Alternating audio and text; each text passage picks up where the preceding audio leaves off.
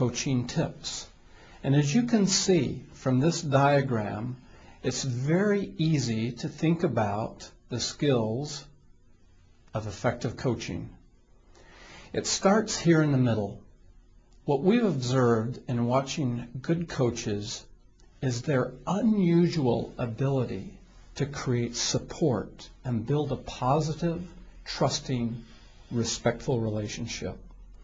Now, what exactly does support mean? We think it's the central part of the coaching process, and it's connected with all of the other coaching skills or tips.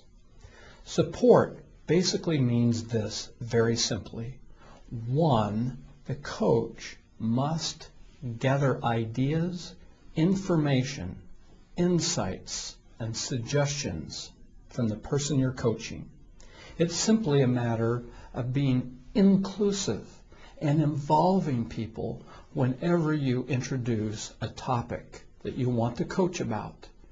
So that's very important to keep in mind. The second thing we notice about world-class, highly effective coaches is their willingness to offer help, service, and support to the person they're coaching. In other words, coaches have to be willing to train, make resources available, equipment, tools, in order to be effective. So coaches are willing to offer help and assistance.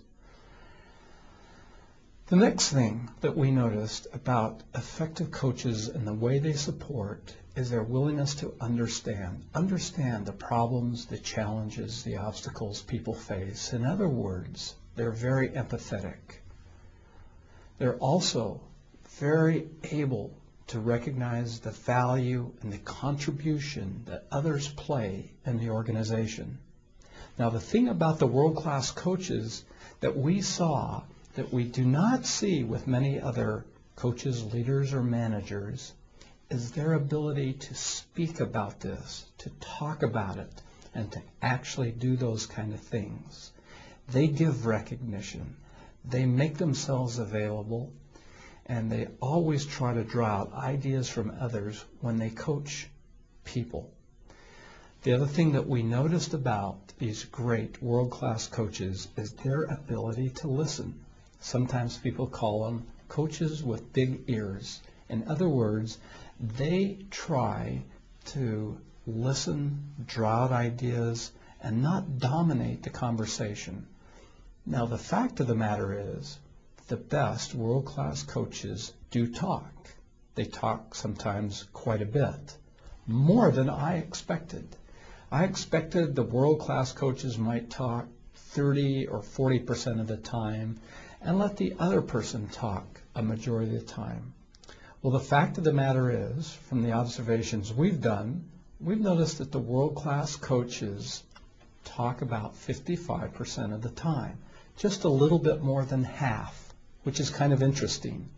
You have plenty of time to communicate and share your ideas, but it's very important that you make sure the person you're coaching gets their time as well, at least 45%. Now, most managers think that that is easy to achieve. Well, when we observe managers coaching and practicing, oftentimes they talk 65% of the time, 70%, 75, 80, 85%. It's a very big number. And most managers are completely surprised at how much time they dominate and talk in a coaching conversation. This sends the wrong message to the person you're coaching. This sends a message that you, the coach, want to be in control, that you, the coach, control the discussion and control the solution. And we want this to be a partnership. We want a coaching session not to feel like this, top down. We want the coach to be able to turn the conversation so that it feels like a discussion between partners, like this. So that's the art, and support is at the very key of the whole process. That's where it begins, is here in the middle.